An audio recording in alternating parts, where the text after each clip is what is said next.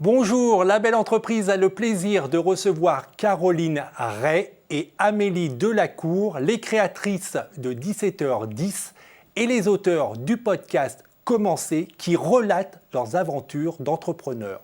Bonjour. Bonjour. Bonjour Jérôme. Pour commencer, Amélie, qu'est-ce que 17h10 ? À part l'heure sur la montre, évidemment. Exactement.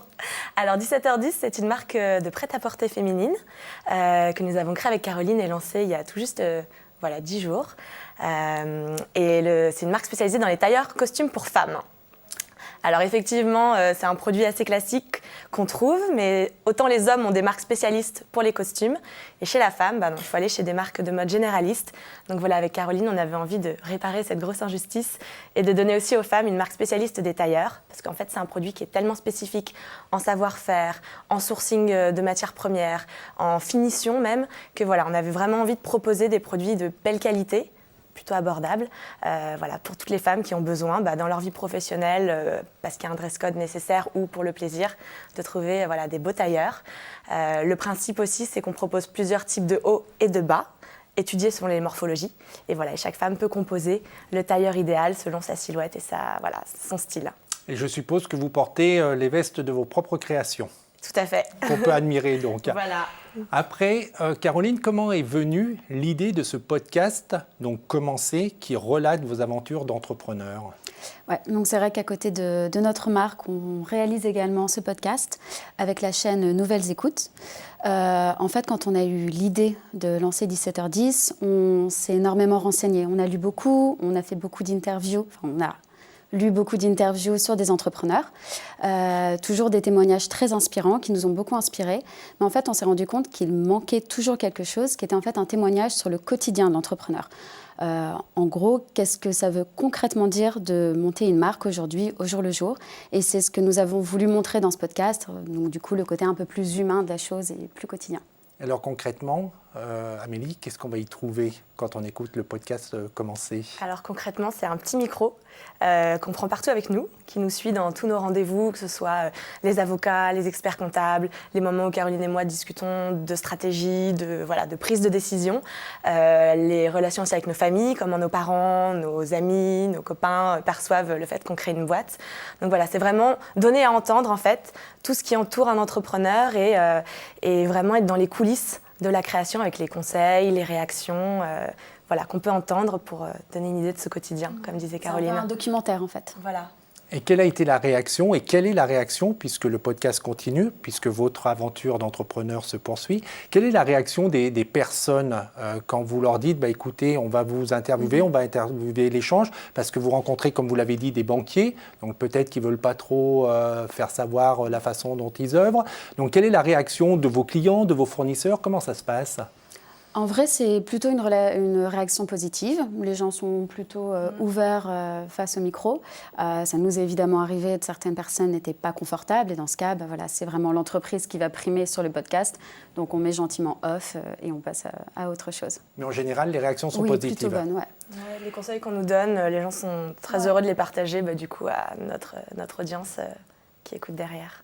Avant d'entreprendre et de créer votre entreprise il y a 9 mois, même si ça fait que 10 jours qu'on trouve vos vêtements, vous étiez toutes les deux salariées. Oui. Donc c'est quand même pas toujours évident de quitter son poste de salarié pour devenir entrepreneur. Est-ce que vous avez hésité et quelles ont été vos hésitations ? Ouais, je pense que les principaux freins, ils sont quand même très matériels. Le salaire, confortable, le CDI. Nous, c'est vrai qu'on approche de la trentaine, donc je pense que c'est un moment aussi où la carrière peut prendre un joli tournant. On a passé les premières années où on est plus junior, donc c'est le moment aussi où ça peut basculer. Donc c'était un petit peu ça aussi, de se demander est-ce que je suis pas en train de stopper une progression probablement plus intéressante. Mais c'est vrai que quand on se projetait, on en a énormément parlé. C'était vraiment une réflexion de, recherche un peu du bonheur. Est-ce que je serais plus heureuse en faisant cette activité d'entrepreneur ? Et je pense que toutes les deux, entre nous projeter dans 10 ans, si on suivait la carrière qu'on pouvait espérer avoir, ou se dire, si dans 10 ans, j'ai monté ma boîte et que ça marche comme j'aimerais, on s'est dit on se sentait plus heureuse et en ayant plus envie d'aller vers l'entrepreneuriat. Donc, c'était... Il y a souvent un exercice qu'on fait qui est souvent de se dire si on fait l'exercice du pire, au pire du pire, qu'est-ce qui se passe? Au pire du pire, on rate et on retrouvera des CDI derrière et une vie professionnelle comme on avait avant. Donc, autant tenter la chance. C'était un bon moment aussi, le timing justement, je pense, où on n'a pas encore d'accroche, on n'a pas choisi d'investir pour acheter un appartement, s'endetter. Enfin, c'est un autre choix du coup qui fait que c'était le bon moment pour se lancer. Et alors, est-ce que vous êtes heureuse? Puisque l'un des moyens de surmonter les hésitations, c'est de se dire qu'on sera peut-être plus heureuse que dans sa carrière de salarié. Donc aujourd'hui, alors l'aventure est loin d'être terminée, mais aujourd'hui, est-ce que vous êtes plus heureuse d'être entrepreneur, d'être, comme on dit, votre propre patron, plutôt que de salarié? Ce qui est sûr, ce qu'on se dit, c'est qu'on est tous les matins très très contente de se lever et il y a une vraie énergie. Et en plus, même si on aimait nos boulots précédents, qu'on avait quand même de la chance, personne ne se plaint, mais là, on sent vraiment que ça demande une énergie qui est tellement grisante et qui donne vraiment envie d'affronter chaque journée. Après, c'est ce qu'on raconte ici dans le podcast. Il y a plein de moments durs, faut s'accrocher, faut rebondir. La route est pavée de plein de petits cailloux. Mais à chaque fois qu'on en surmonte un, c'est une vraie satisfaction. Et puis faut voir un peu le long terme et ce qu'on essaie de construire. Donc, non, je pense qu'on est heureuse. Aucun doute.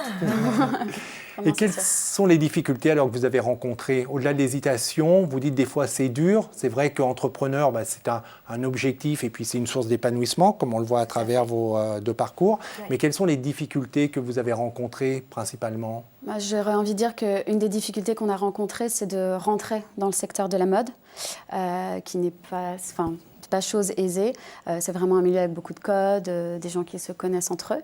Donc ça, c'était la première difficulté. Mais bizarrement, une fois qu'on a ouvert une porte, en fait, toutes les portes s'ouvrent et ça devient de plus en plus agréable. Ouais. Donc, mais c'était vraiment peut-être juste ça, cette première difficulté de se dire, bon, maintenant, il faut faire l'effort. Et en gros, concrètement, comment on fait face à Google pour trouver des usines de fabrication, des fabricants, les premiers prestataires, nos modélistes. Donc, voilà. Mais maintenant que la machine est en route, les difficultés sont plus abordables. Et donc, c'est peut-être aussi un point à souligner. C'est vrai que ça paraît une montagne ou un désert parce qu'on ne sait pas comment s'y prendre. Mais c'est vrai que ces premières questions, tous les entrepreneurs se les posent.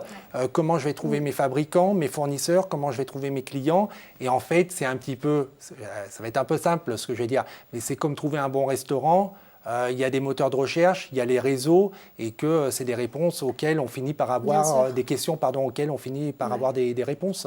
Moi, j'ai l'impression que toutes les réponses sont là. Après, ça demande énormément de temps, énormément d'engagement de trouver les bonnes réponses. C'est des centaines de coups de fil, il faut le savoir. C'est vraiment un réel engagement pour trouver les bons prestataires, les bonnes personnes à qui parler. Et aussi, il y a une grande partie du facteur chance, en fait, où tout d'un coup, quelqu'un va dire « Ah, tu devrais contacter machin, et machin nous sauvera, quoi. » Ouais, et puis nous, on a fait des mauvais paris parfois. L'une des premières personnes avec qui on a travaillé n'était pas à la hauteur. Donc c'est vrai que, en tout cas, un des learnings, c'est qu'il faut absolument demander des recommandations, tester la personne, ne pas hésiter à lui demander de montrer des choses qu'elle a faites avant. Enfin, quelque chose qu'on n'ose pas forcément peut-être au début, surtout quand on n'est pas du secteur et qu'on se dit qui suis-je pour lui demander de me prouver son travail. Mais non, je pense que ça, c'est essentiel et on est tout à fait en droit de demander ça, en tout cas avant d'entamer une relation de confiance et de travail. C'est vrai que quand on est un nouvel entrant, on a toujours l'impression qu'on est déjà content que les gens nous parlent, alors que non, au bout d'un moment, on devient client et il faut aussi très rapidement du coup avoir cette posture et exiger la qualité que l'on veut. Et je reviens entre guillemets sur les plantades, ça fait partie du parcours d'entrepreneur. On connaît personne qui a réussi sans commettre une petite erreur et sans faire fausse route de temps en temps. Non, donc peut-être. Ou alors il les cache bien, mais non, c'est ça. Puis c'est l'art de savoir rebondir et de pas trop longtemps déprimer sur ce qu'on a fait et vite trouver une nouvelle solution. C'est vrai que c'est un travail de sans cesse rebondir, effectivement. Je reviens sur un point important qu'on répète régulièrement dans cette émission, c'est le regard des proches et le soutien. Donc vous l'avez dit au début de cette émission, vous étiez toutes les deux salariées, vous aviez plutôt des bons postes. Quand on va voir son entourage et qu'on dit je vais donner ma démission pour entreprendre, comment ça a été perçu? Tu veux commencer? Moi, très bien. De mes parents, ma famille, mes amis, tout le monde était complètement derrière moi. De toute façon, ils ont été habitués à ce que je change assez souvent d'envie, de boîte, etc. Donc non, moi j'étais 100% accompagnée sans aucun problème. Et pour Amélie? Ouais, on a des pères entrepreneurs toutes les deux, donc je pense que mine de rien, le virus aide et les parents du coup sont plus à même de comprendre l'envie. Après, oui, c'est vrai que c'est toujours une appréhension où les parents sont contents qu'on soit enfin lancé, les études ont été financées, on est indépendant et là, ils savent que malgré tout, on remet un petit peu en péril certaines choses. Donc, mais non, globalement, c'est ça compte énormément. Je pense que c'est très dur de se lancer quand les parents derrière ou la famille, les amis. Il n'y a pas de soutien. Ouais, freinent.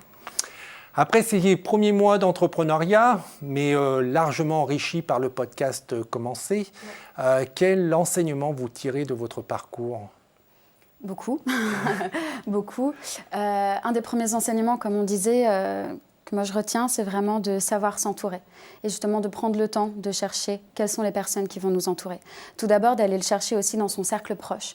Il y a une tendance qui est qu'on oublie en fait les compétences qui nous entourent et nous, on l'a vécu après, comme on disait, on a eu des soucis avec nos premiers prototypes et c'est une fois qu'on a eu ces soucis-là que je me suis rendu compte qu'une des meilleures amies de ma maman était styliste. Donc voilà, on aurait peut-être pu aussi s'éviter des erreurs si on avait un peu plus pris du recul en disant bon, voilà, de quoi j'ai besoin et qui peut m'aider.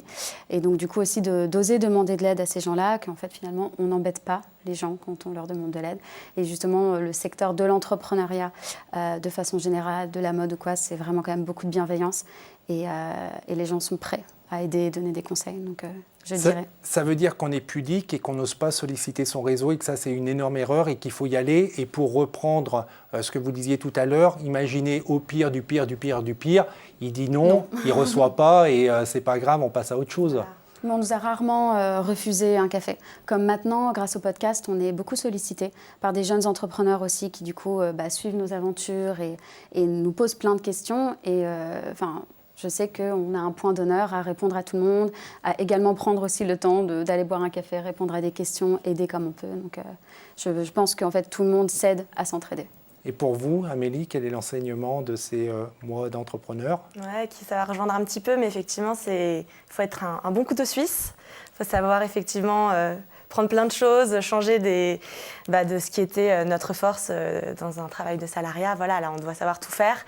Il ne faut peut-être pas non plus perdre trop de temps sur des choses qu'on ne maîtrise pas du tout. Et c'est là où savoir s'entourer, aller chercher des experts, quitte à les payer quand on peut. C'est vrai que nous, on a fait le choix notamment de continuer des freelances dans le métier qu'on faisait pour pouvoir avoir la trésorerie qui nous permettait de payer des expertises digitales pour un site internet, de photos aussi. On ne peut pas faire tous les métiers, même s'il faut essayer d'être au maximum agile.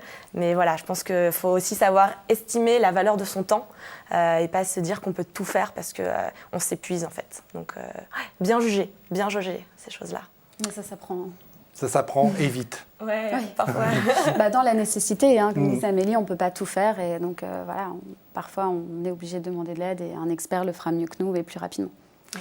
Puis une dernière chose peut-être, en tout cas qu'on essaye de s'appliquer, c'est célébrer les victoires. Oui. Réussir à se dire quand on réussit quelque chose, qu'on passe justement un obstacle ou avec plus ou moins de douleur. Mais quand on y arrive, il faut le célébrer, il faut se le dire. Il ne faut pas tout de suite rembrayer la machine sur la prochaine étape, mais un petit peu prendre le temps de pause et savoir se féliciter, même entre associés. Encore un peu de mal à le faire, nous. On est vraiment en mode génial. Bon, alors, quelle est la prochaine étape de la to-do list ? Alors, je pense que c'est une très belle philosophie. Donc, on va célébrer cette réponse. Donc, bravo, c'est super. Et je vais terminer par la dernière question, parce qu'effectivement, il faut passer après. Il y a des objectifs. Et donc, quelle est la signification de 17h10 ? Alors déjà, on aime bien parce que ça crée un petit peu le mystère et la question. Pour être très honnête, donc nous, notre cible, si on veut être très grossière, ce sont les working girls. Donc voilà, des femmes qui travaillent, qui ont des rendez-vous, qui sont très rythmées par leur montre ou leur agenda. Et du coup, on avait envie, en tant que marque qui les accompagne du soir au matin, d'avoir un horaire qui était le nôtre avec elles, un moment un peu particulier qu'on pourrait jouer le jour où on irait des boutiques, si ça se présente, sur nos réseaux sociaux. Donc on aimait le côté fin d'après-midi, début de soirée, qui a un sas dans la journée, où on est encore au travail, mais on peut parfois être déjà sorti chercher ses enfants, prendre un after-work un peu anticipé, prendre un avion pour rentrer. Donc il y a eu plein de jolies histoires à raconter. Et puis... Et aussi sur l'horloge, quand les 17h10, la forme des aiguilles reprend un peu le petit signe du col des vestes. D'accord. Donc voilà, qui est devenu notre signe de marque également aussi sur nos... Tout est pensé. Voilà. C'était la petite partie réclame, présenter son produit. Bravo, merci beaucoup pour cet éclairage et ces précieux conseils. Et pour ceux qui voudraient en savoir plus, je le rappelle, vous êtes les auteurs d'un podcast qui s'appelle Commencer, qu'on peut écouter sur nouvellesécoutes.fr et sur toutes les applications, que ce soit Deezer, Spotify et bien d'autres. Et que, évidemment, vous êtes les fondatrices de 17h10. Et si vous voulez commander ces magnifiques vestes et tailleurs et costumes, vous allez sur 17h10.fr ou .com. On se retrouve la semaine prochaine. En attendant, vous pouvez revoir cette émission sur demain.fr et que le souffle de la création et que l'esprit de demain vous accompagne. Au revoir.